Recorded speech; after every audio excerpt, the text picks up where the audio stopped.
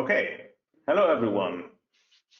A very warm welcome to the webinar on Gaia-X and IDSA. IDSA, the abbreviation for International Data Spaces Association. I'm very happy that you are with me. I'm Lars Nagel, the CEO of the International Data Spaces Association.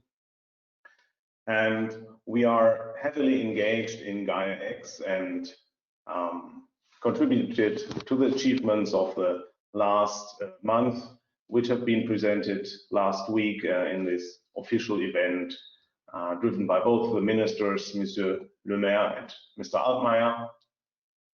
And I'm happy to explain today in this live session how Gaia-X and IDSA as an organization and international data spaces as concepts stick together and work together in the future. IDSA is with Gaia-X from the very beginning, and a lot of members of the IDSA Association are involved in Gaia-X activities. So it was for us a very logical step to also join the Gaia-X Foundation, which has been announced last week.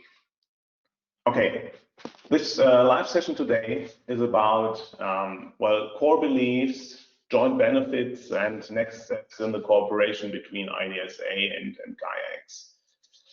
I'm really happy that so many people have registered for this live session, especially from, essentially all over the world. So a lot of registrations from Asia.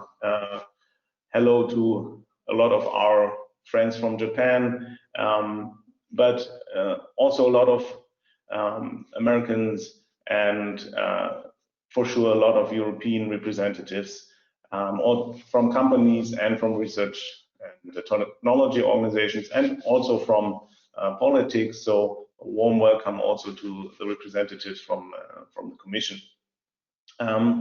Let me start with this slide in the beginning that you can see right now. So this is the logical match of IDSA and Gaia-X. So if we really want to achieve cloud and data sovereignty, which is an essential part of the European data strategy, and a goal for any data value chain, then we have to talk about the combination of data storage, so data in rest, so everything which tackles the issue of edge cloud, on-premise storage and processing of data, and the combination with data use, data in motion. So when it comes to creating value out of data, so for example, in the area of machine learning, data analytics, and value creation in itself.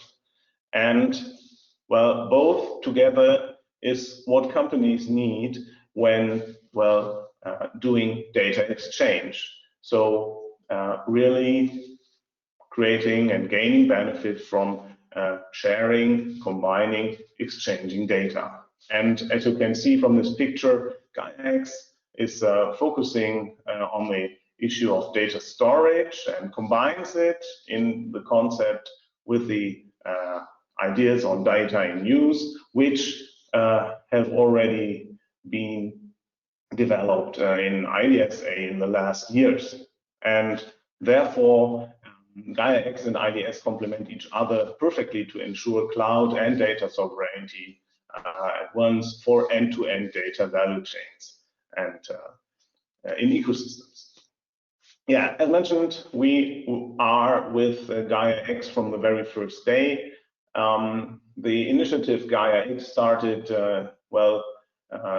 in the early months of 2019, and Gaia-X as a project was announced on the Digital Summit in Germany in September last year. And as you can derive from the picture, several guys from the board and from the head office of IDSA, but also representatives from our members were with Gaia-X already from the very beginning. And we are now involved in all activities of Gaia-X. Here you can see the current view on the organization of Gaia-X as a project and an ongoing endeavor. So what you can see here essentially is that the evolution of Gaia-X is driven by two main work streams. The work stream one is on user ecosystems and requirements, so pooling all the requirements from different domains and figuring out the requirements for a future Gaia-X ecosystem. And then work stream two is the technical implementation, the architectural setup of Gaia-X, how this will be built. And then a lot of people are working on demonstrators to show how Gaia-X could look like. Then you can see on top of it, we need a European-based organization that drives all these activities in the future, so that we can really jointly on the European and even global level work together to make Gaia-X a success. So if you want to get involved, then you can nominate a use case, describe it, and deliver it to workstream one. You can get integrated there and work in this workstream. If you're interested in shaping the general architecture of Gaia-X, then you probably should apply for becoming part of workstream two. If you are interested in Gaia-X in general, you can see at the bottom of this slide the email or address or web page with an email address where you can name your interest, and then the ministry or in the very near future the Gaia-X Foundation will get in touch with you to get you on board and involved in all the activities. Well, the Gaia-X Foundation is the organization that will drive Gaia-X as a project. We need a legal entity in order to take decisions and to organize the work and to gain money to organize this whole workload. And a first group of 22 organizations from mainly from Germany and France gathered together and are currently founding the Gaia-X Foundation, and this was announced last week. IDSA is very proud to be part of this group, and very soon you can also join the association. This is an open endeavor. It is free for everyone. For the time being, there are some formal issues to be conducted in order to get the foundation really founded. But once it is there, we hope this will be in July. Then you can join the association, the Gaia-X Foundation, as a day one member.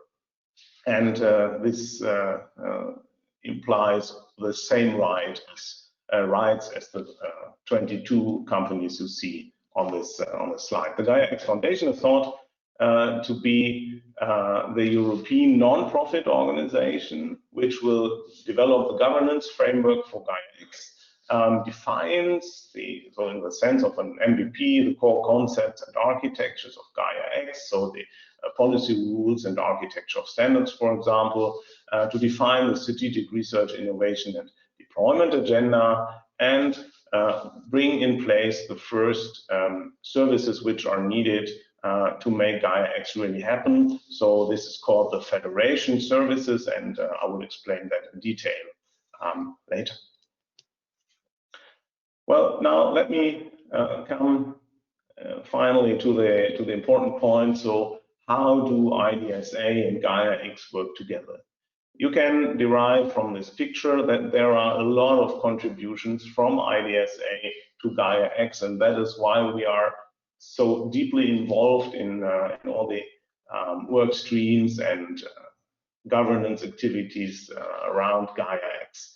And my presentation, my live session today is to go through all the contributions of IDSA to the success of Gaia-X and to explain you why we can really speed up the evolution of Gaia-X when taking the achievement which have already been done by more than 110 members from 20 companies, from 20 countries all over the world in a consensus-based mode during the last 4.5 years.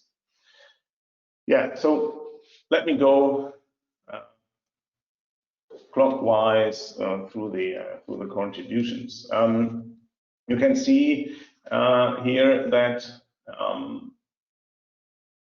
IDSA can contribute a lot into the regard of the European Strategy for Data, which was released in February by the European Commission, and well, which contains ideas for the design of the digital single market in Europe, considering the flow of data within and across sectors based on fundamental European values, and it targets at accessing, managing and using data. So in the European Data Strategy, the Commission proposes to come up with one European data space as a foundation for the digital single market, and this European data space shall provide the availability of large pools of data. So the idea is the more data we have, the more value can be created cross-domain in Europe. Then obviously we need an infrastructure to use and exchange data. This is also targeted in the strategy, and probably we need a governance mechanism how to deal with data spaces and with data which are an economic asset. The strategy of the Commission is to focus on 9 data spaces in key sectors, and this is probably a very good idea that we focus on these key sectors on the European level, but also in Gaia-X. And this is a very strong link to work stream 1 from my point of view. Okay, well, the question will be, well, how can we realize these data spaces, these data sharing infrastructure, which is described in the European Strategy for Data? And therefore, Gaia-X is also an answer to this, as well as data spaces. And a very core element of this strategy are data spaces. So, well, let's spend 1 or 2 minutes on data spaces. So what are data spaces? Well, at the end, it's the sum of all data endpoints providing data sets that can be combined in any way and manipulated, processed, brought together with algorithms or services in order to create value. And when having a look at such data spaces, then we see that the data is retrieved from the shop floor, so from sensors and devices. They can occur in data marketplaces, in IoT clouds, and also be provisioned in open data sources. So there are thousands of data spaces in completely different shape. There are completely different species of them, domain-specific, cross-domain, open, closed, and so on. But they all are built or consist of the same elements. So it's all federated and peer-to-peer network of data sources. So what you can see here is the magic point in this ecosystem is the point where the data set is provided to the outside world, to the rest of the data space. And you can see on this picture, the blue dots. This is an IDS connector, so you can understand an IDS connector as a secure IoT gateway to a data space, and that is what I will describe later, why this is probably a very good idea. So now, having a look at the strategy for data, then it probably makes sense to use the same design principles for each of the data space in order to follow and to satisfy the requirements mentioned in the strategy for data. So creating no silos, enlarging the data pool for the economy, and to really leverage cross-sectoral benefits. So that is our idea, and this holds true for the European strategy for data as well as for Gaia-X. And when thinking about data spaces, there are some fundamental design principles that should be taken under consideration when really striving to provide data sovereignty. The first, on the left-hand side, is unlimited interoperability. So the picture I presented before, connecting and integrating every imaginable data endpoint in order to enlarge the pool of available data. Then the second is, as we are living in a federated, decentral world, peer-to-peer approach of these networks, so no longer having a central platform where all the data is stored, but the data stays with the company, and the company may decide with whom they want to share the data and under which conditions. So there's no longer a focal company or an institution which can control everything. So we have to take into consideration the issue of trust, and then between different security domains. And we have to think about comprehensive security functions when designing the data spaces. And then data is of value. So the new oil or the new gold or whatever. So we have to state and to organize how to deal with this asset. And therefore, we have to talk about the governance for the data economy. And well, if an asset is of value, then we have to talk about, okay, how can we organize use of this asset? So we have to talk about usage control and enforcement on a technical level for this usage control.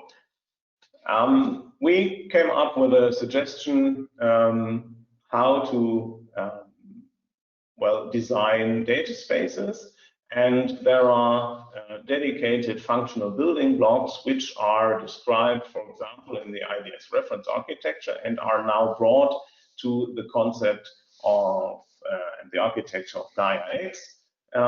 This can be reused, and you can see the building blocks here, and I will tackle some of them later on. So one core element of the European Strategy for Data and also of Gaia-X is sharing data, combining data sets, and well, building data spaces. And well, a lot has been done already. This is the IDS reference architecture, and if you see the picture of Gaia-X, this X, then the upper half of the X is about data spaces, and therefore there are a lot of design principles already at hand.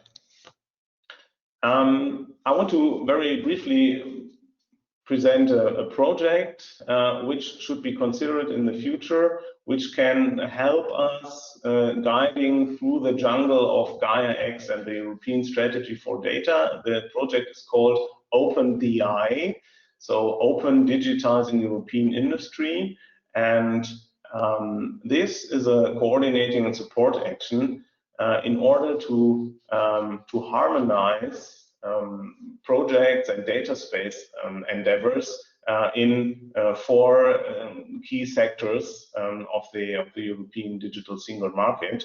And this project can help us working on these design principles and should be definitely be linked to Gaia-X and the well, the works on the policy rules and architecture of standards.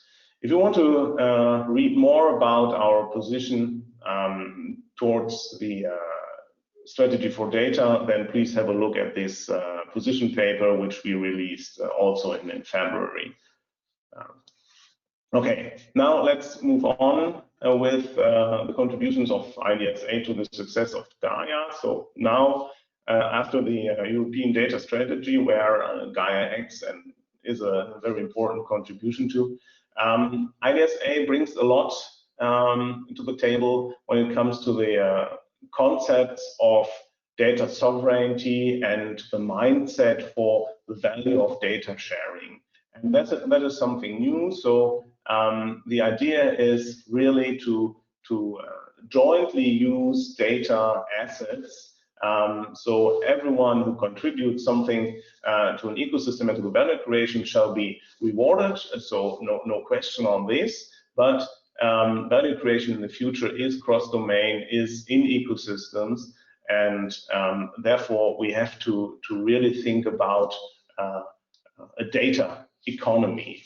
And well, the main and core insight is that we have a lot of data treasures in the companies, and that we really have to create an economy which really uses all these data sets, because for the time being, a very low percentage of all data in companies is used for value creation, and there's a lot of potential in the future to leverage.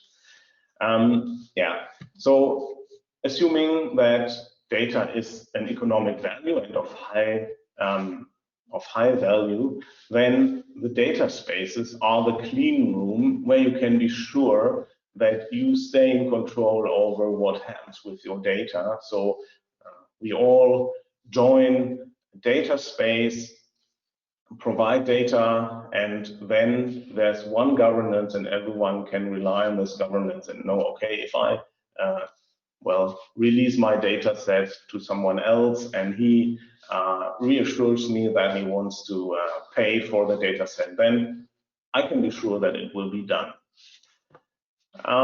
So this is a view on such a data infrastructure. So you can see on the left-hand side and on the right-hand side, there's always a data provider and a data consumer, and they exchange data, or they perhaps may not even exchange data, but exchange algorithms or services. So the data stays with the originator of the data or the provider of the data, and only the service and the algorithm travels between both, and perhaps only the result of a processing will be transferred to the data consumer then.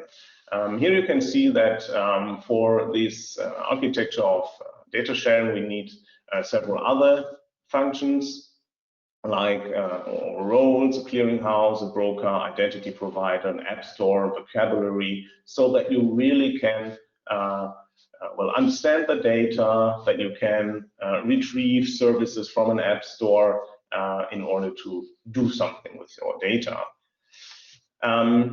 Here you can see that idea of the clean room for data. So there's an untrusted world, so you cannot be sure what happens with your data, and there's a trusted world, which is designed the IDS way, and you can access this data space, this clean room, via the connector, as mentioned, and then you are free how to bring data and to provision data in this endpoint, in this connector, so it can be delivered by an ERP system. You can integrate the database right into the connector, or you can connect it to this. So there are a lot of variants of implementation, and then you have to stick to some rules and make use of the governance mechanisms. So there are some essential data sovereignty services, which are here in well, magenta colored. And then there are some optional services which can be used by all parties in such a clean room, which may help when sharing and jointly working with data. So, for example, a clearinghouse or a vocabulary provider.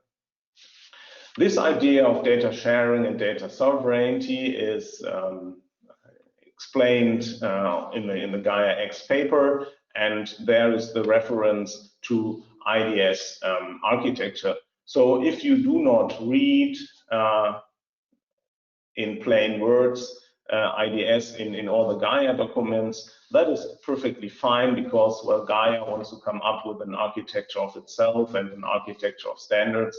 And we contributed a lot of texts and concepts to all the documents which are at hand, so the technical specifications, the requirements, and the white paper or the executive paper. And every time you read something about these concepts, you can be sure that it's IDS, and in the top paper you can see the reference to IDSA here. So we provide, as said, the reference architecture which sets the general framework conditions, and this bases itself on open standards. So we are referring in our reference architecture to a lot of other standards.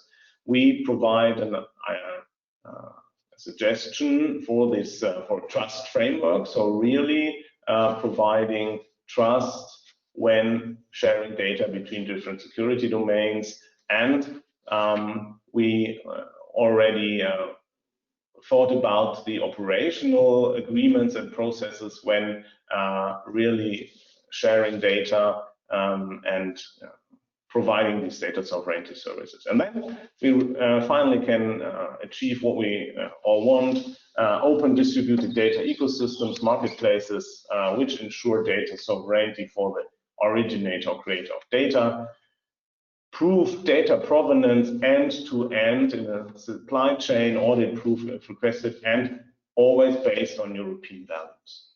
So I want to focus a bit on ecosystems. So why do we talk about ecosystems, and why are they so important?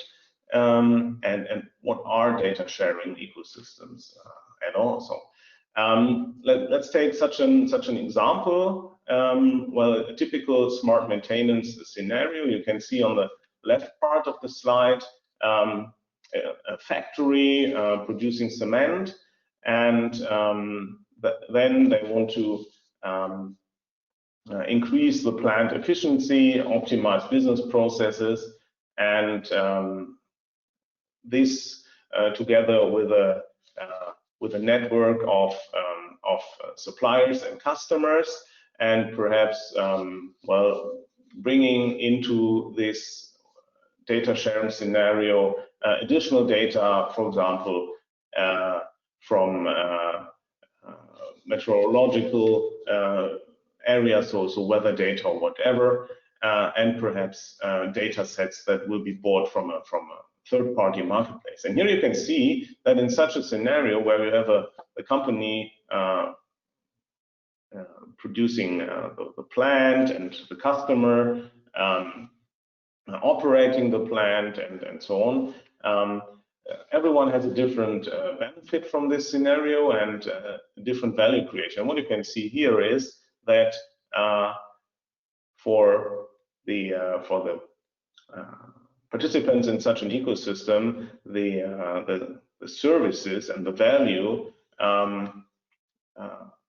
adds to other services and other values they already use. So for sure, there are, well, services and increased plant efficiency, so that is the foundation. But through this ecosystem and through data sharing, there are other benefits that help the company, which initially only sold plants for cement, and now can also sell new services, for example, for smart maintenance.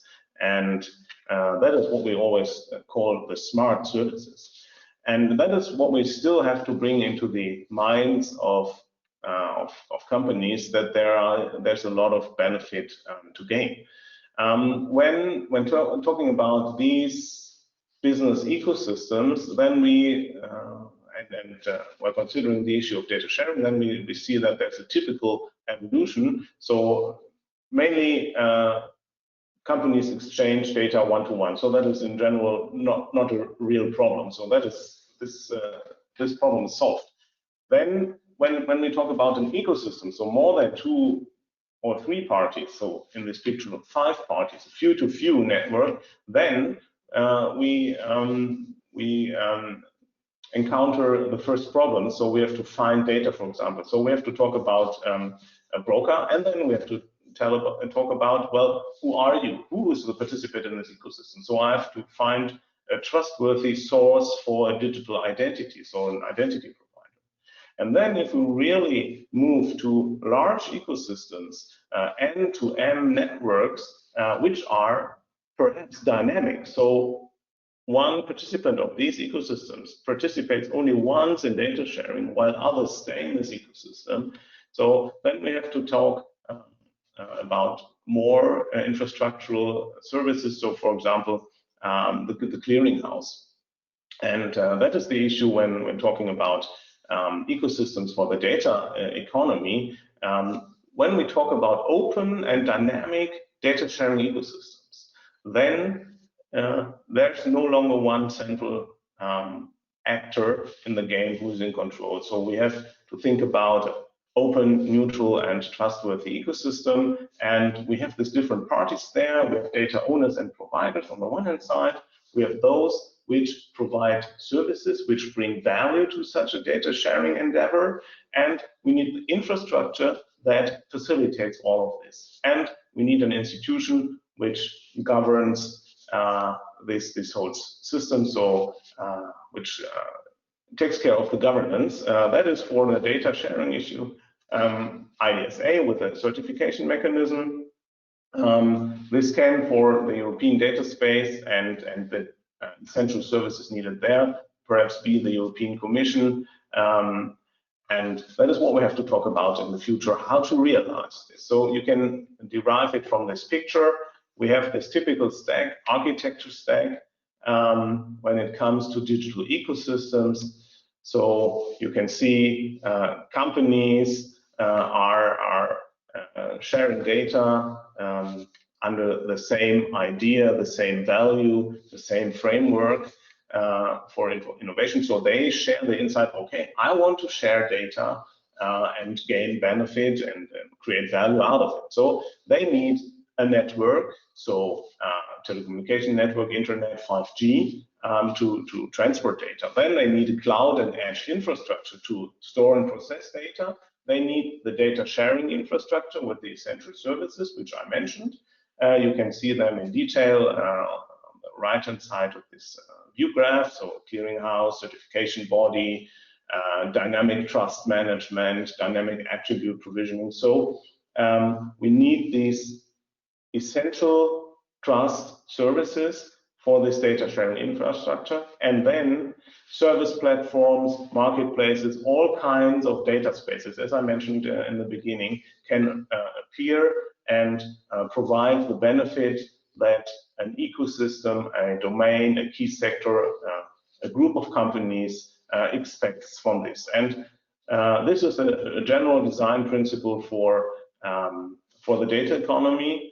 And you can see that this is a perfect fit. So Gaia-X focuses on the cloud and edge infrastructure, integrates the concepts from IDSA of the data sharing infrastructure, and therefore we have a wonderful foundation for the European digital single market and for any data sharing endeavor out there. This is the central view graph from Gaia-X, and you see it's at the end the same picture. You have the advanced smart services at the top, the data spaces beneath, and then in the lower part, the red part of the X is the infrastructure ecosystem providing edge and cloud offerings.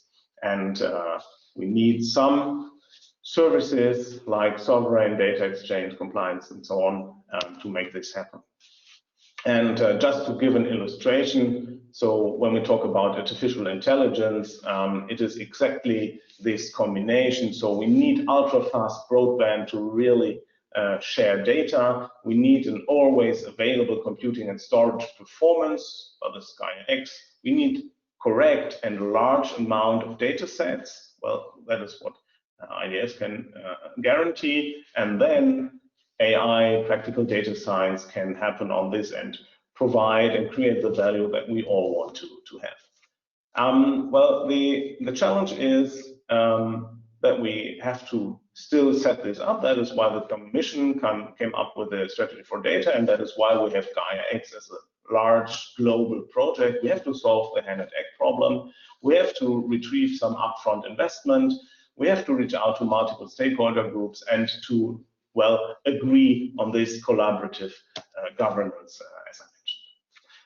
Okay, so that was the high-flying part of it. Let's move a little bit into the technical details. We have the reference architecture version 3 from IDSA in place, and this defines certain aspects when creating data spaces, and you can well, view in this picture where the concepts from IDS are anchored in the Gaia architecture. This picture is a variant of the first one. So you can see that there are a lot of companies storing data on different nodes. So this is a federated idea behind Gaia-X. So there are a lot of nodes which provide the same offering for edge and cloud as one single cloud provider. And you can see that the data is stored on different nodes. And well, obviously it is necessary to share data between these data endpoints. That is what we call data spaces. And all these data endpoints, as mentioned already, should be seen as IDS connectors, and they can and shall be built following the IDS connector concepts, so that we really can enable the sovereign data exchange. This is the magenta colored box. Then we have the blue boxes.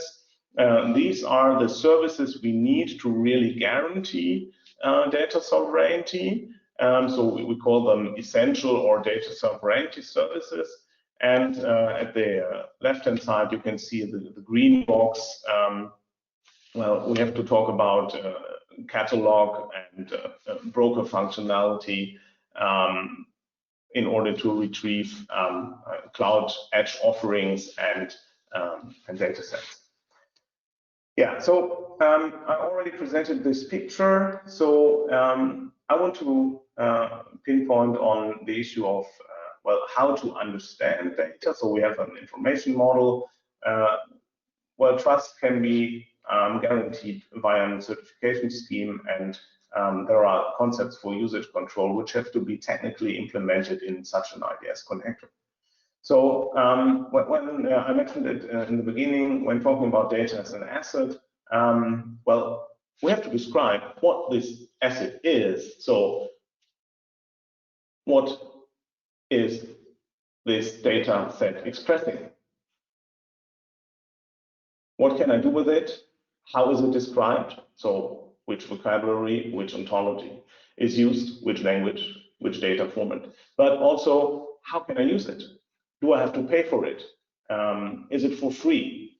And so on. And we have to write this down, machine readable, into the metadata description. And therefore, we need one model.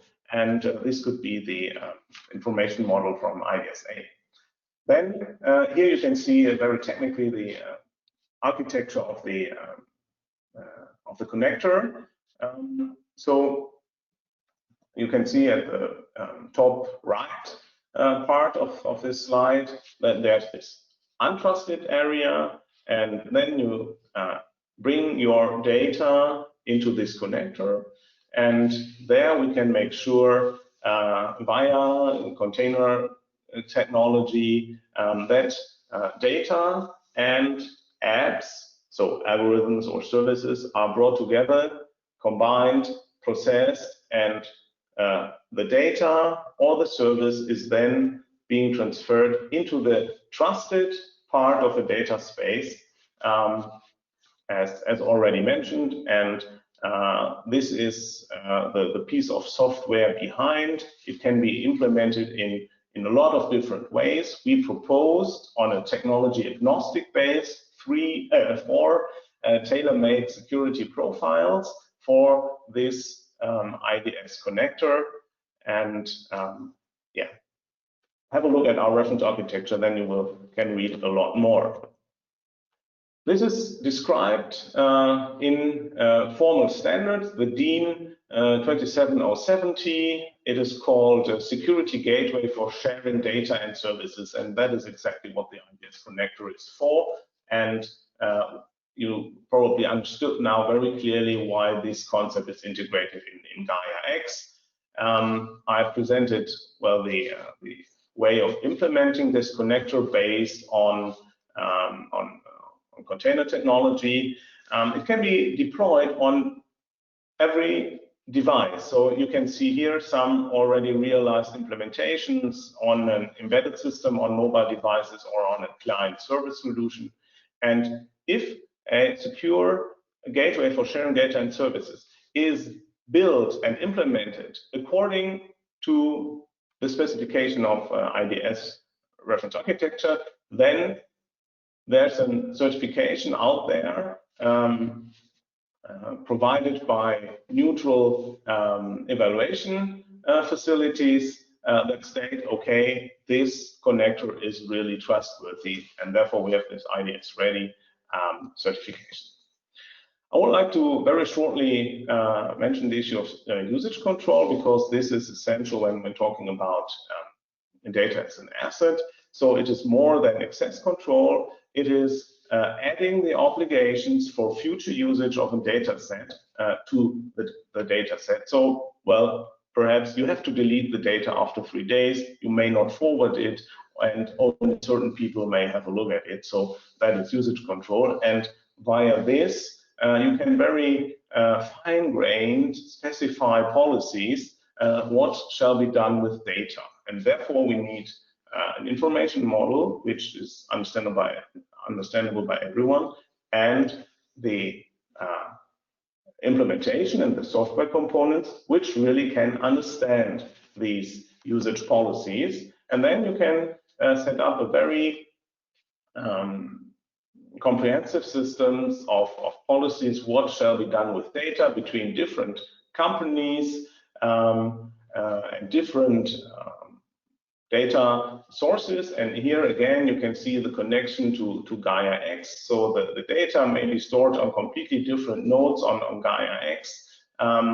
If we use the concept of usage control, you can very easily specify what shall happen with the data when data is in motion and processed and combined.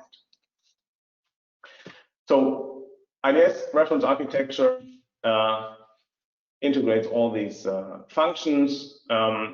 So the connector architecture, the vocabulary and metadata management, how to deal with apps traveling, not only data traveling, adding the trust functionalities like clearing and identity management, and this all integrated in very profound trust and security mechanisms. Yeah, so I already mentioned the standard. It was published this February and will now soon be transferred to an ISO standard and perhaps other things. And our information model is transferred to the World Wide Web Consortium, and we work on standardization on this level too. Yeah, so one contribution of IDSA to the success of data is definitely the community of practice and a lot of already implemented use cases and projects.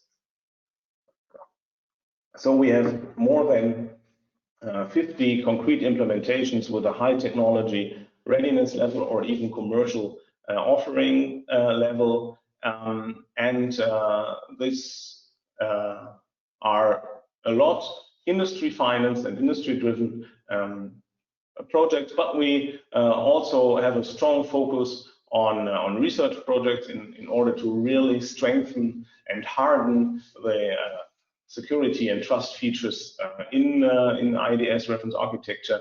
And there are more than 100 million euros already spent on research to this regard.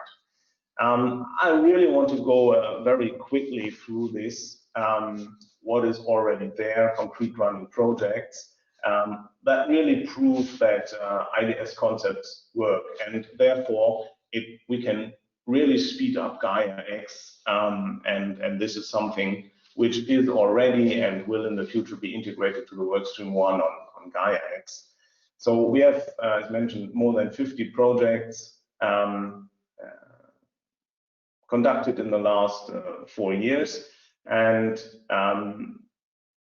one endeavor, one activity at the moment is the launching coalition, so the alliance of the willing of companies out of the association, which are really bringing IDS concepts and their use cases to a commercial level.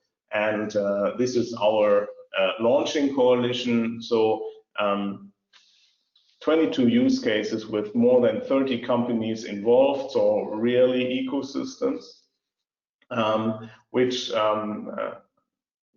implement the IDS concepts. And you can see from this picture that we have touched nearly every domain, from mobility to energy, smart city,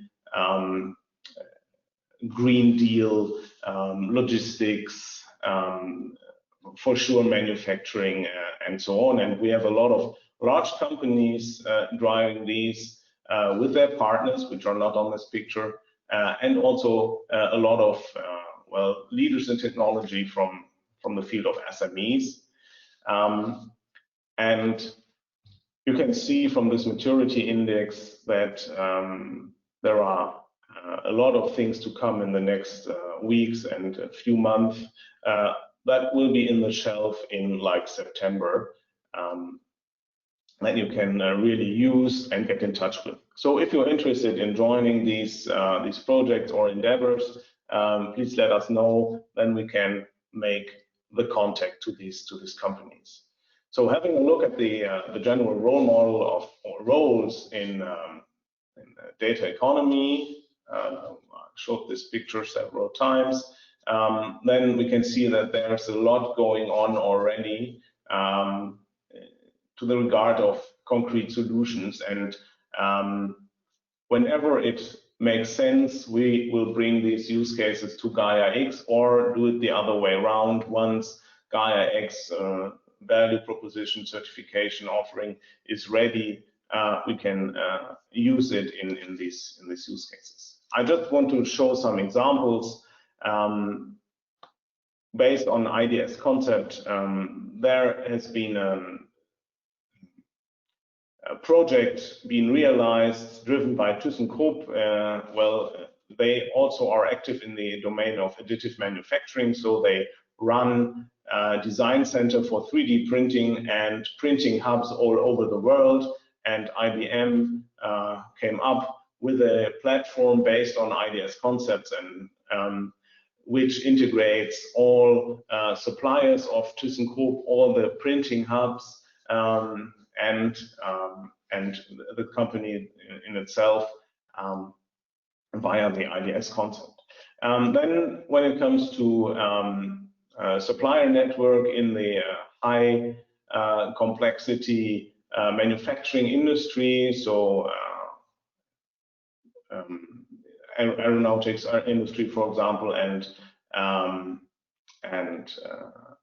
health industry. Then we have the smart connected supply network from the Netherlands, where on an ERP and PLM level, data is shared. More than 100 high-tech machine building suppliers are involved in such a network. And the idea is, well, integrate the IDS connector, connect once, and share data with all the parties. This can be seen in Brainport Industries in Eindhoven, and this is really a great endeavor.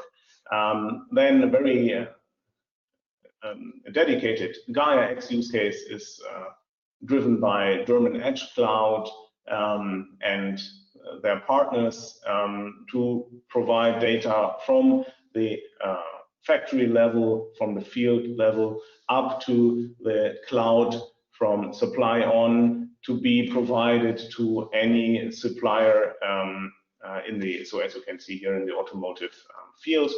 Well, when it comes to artificial intelligence, the telecom has the data intelligence hub, a secure working environment for analysis tools, and a data marketplace. And we also have a IIC testbed where we integrate the industrial internet reference architecture and the asset administration shell with the IDS connector concept. And this is driven by Fraunhofer IOSB in Karlsruhe, and well, especially for the manufacturing field, probably a very important endeavor.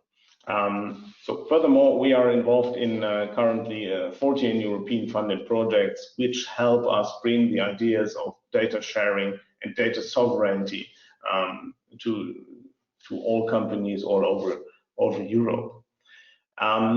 Yeah, well, IDSA as non-profit organization consists of 110 every week more members, and we are a very agile and vital community, so several hundred people contributing to what I presented.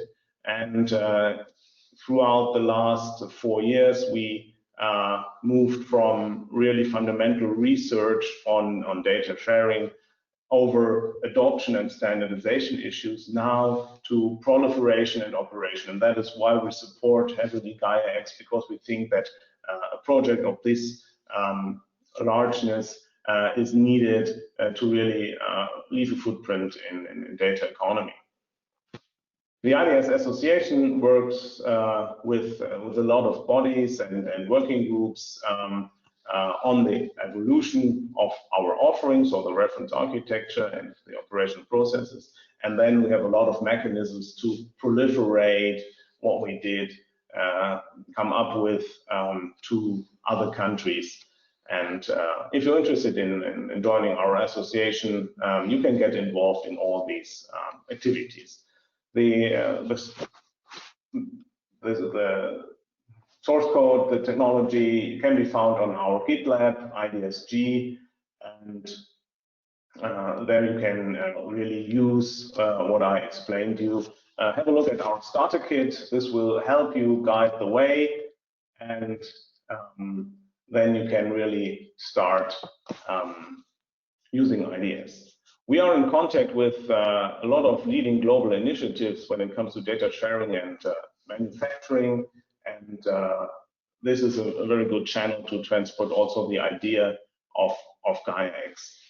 I already tackled the issue of certification. So when talking about the data space, we have to define the clean room for data. So we have to explain, is the door properly built, and the people which enter this clean room, do they behave in the right way according to the governance? So we have a certification scheme for the components and for the organization in data sharing. And with these seals, you can state that your solution and your organization is ready for data sovereignty.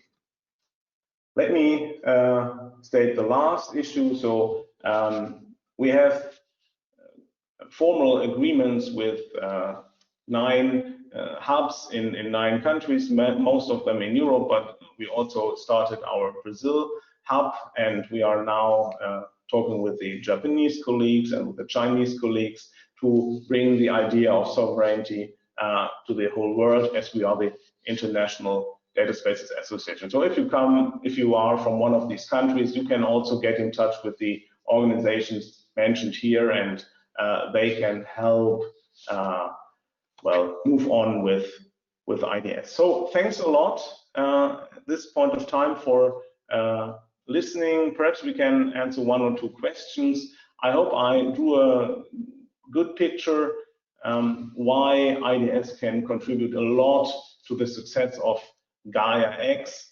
I'm really happy to get in touch with you.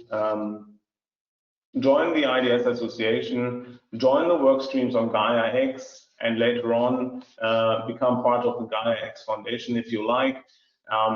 Get in touch with us.